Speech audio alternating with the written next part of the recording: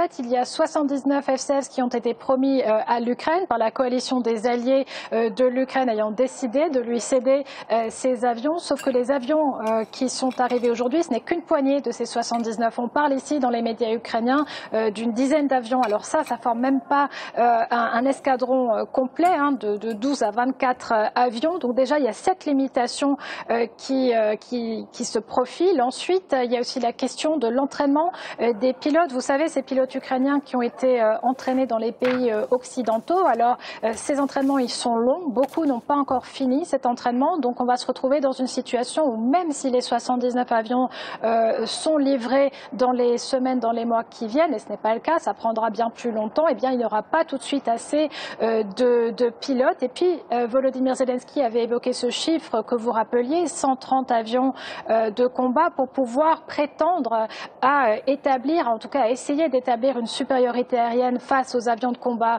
russes, aux avions de chasse russes qui sont au moins en double quantité. Donc on voit que pour l'instant c'est une livraison qui est attendue, que les Ukrainiens reçoivent avec soulagement, mais c'est une livraison qui pour l'instant est insuffisante pour faire vraiment une grosse différence sur le terrain. Oui, justement, c'est la question, Emmanuel. Est-ce que ces avions peuvent vraiment faire une différence dans le conflit entre les Russes et les Ukrainiens ? Alors, effectivement, Volodymyr Zelensky le rappelait également, ces avions ils vont permettre une mise à niveau de l'aviation ukrainienne au standard de l'aviation occidentale. Donc ça, c'est un plus. Il y a également des espoirs qui sont fondés sur ce que vont pouvoir accomplir ces avions de manière offensive ou défensive. Alors, défensive, évidemment, on pense à la défense antiaérienne.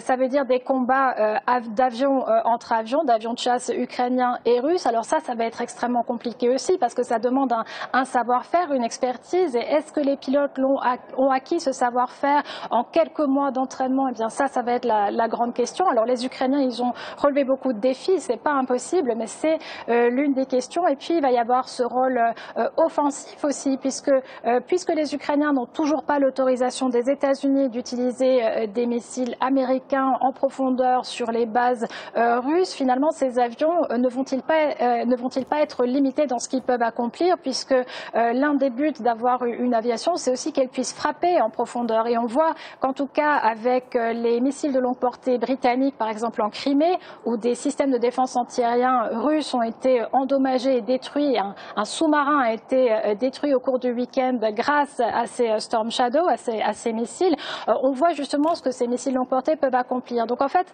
on va voir ces prochaines semaines, ces prochains mois, quelle va être l'efficacité réelle de ces nouveaux avions de chasse, de ces F-16 enfin arrivés en Ukraine.